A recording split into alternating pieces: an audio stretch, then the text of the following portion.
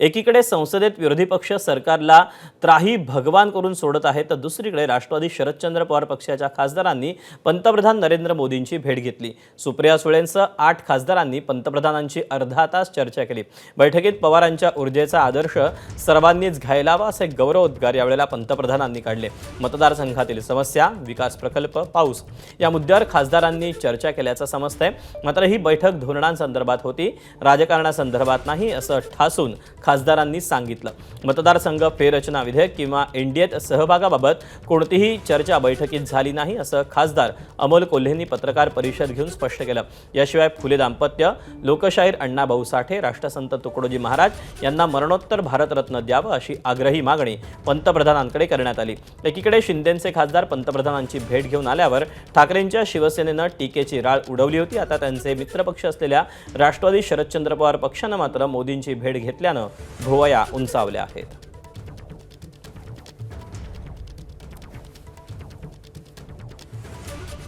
पंतप्रधानांची भेट घेणं आणि ज्यासाठी 3 जिल्ह्यातल्या हजारो लोक रस्त्यावर येतात आणि त्या संदर्भात ते आंदोलन होतं, मग माननीय पंतप्रधानांकडे कैफियत नाही मांडायची, मग कोणाकडे मांडायची?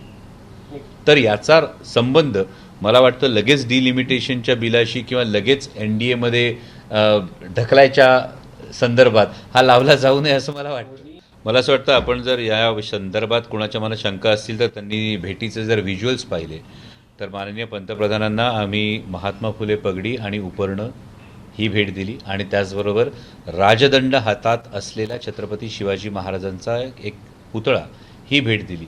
या प्रतीकांकडे जर आपण बघितलं तर शिवशाहू फुले आंबेडकर विचारधारेची ही प्रतीक आहेत। या प्रतीकांना घेऊनच माननीय पंतप्रधानांचा आम्ही या भेटीमध्ये सन्मानसुद्धा केलेला आहे। त्यामुळे या भेटीत इतर कुठल्याही विषयावर चर्चा झालेली नाही।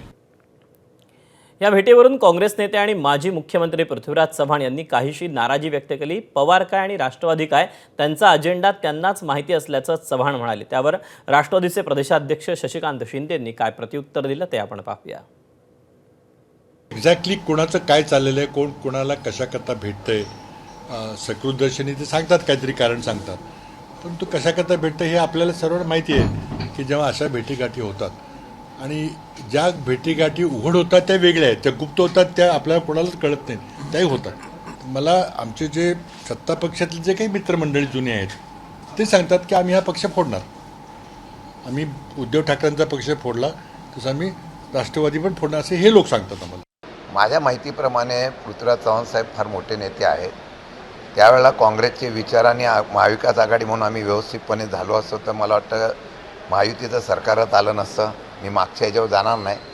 मला वाटतं की पक्षाच्या भूमिकेतून ज्यावेळेस मत व्यक्त करत असताना वस्तुस्थिती माहिती घेऊन त्यांनी बोलली तर मला वाटतं योग्य होईल। आमच्या पक्षात काय अस्वस्थता आहे हे त्यांना कधी मला वाटतं माहीत पडलं, मला माहीत नाही, पण त्यात काही तथ्य नाही। मोदी आणि राष्ट्रवादी काँग्रेस शरदचंद्र पवार पक्षाच्या खासदारांच्या भेटीवर सत्ताधारी काय म्हणतात तेही पाहूया। चांगली गोष्ट आहे। पंतप्रधान हे देशाचे असतात, ते कुठल्या पक्षाचे नसतात। त्यांना भेटायला जाणं यामध्ये काही वावगं आहे असं मला वाटत नाही। मी देखील मुख्यमंत्री आहे, अनेक विरोधी पक्षाचे लोक मला भेटत असतात, त्यांची कामं सांगत असतात। त्यामुळे मला असं वाटतं की कुठल्याही वेगळ्या दृष्टीने याच्याकडे पाहण्याचं कारण नाही आहे। ते त्या ठिकाणी गेले आहेत, ही अतिशय किंवा जाणार असतील तर अतिशय चांगली गोष्ट। खासदारांनी मंत्र्यांना भेटणं, खासदारांनी PM ला भेटणं हे तर कामच आहे ना आपलं। शेवटी मतदारसंघाची कामं, राज्याची कामं हे सांगणं आपलं काम आहे।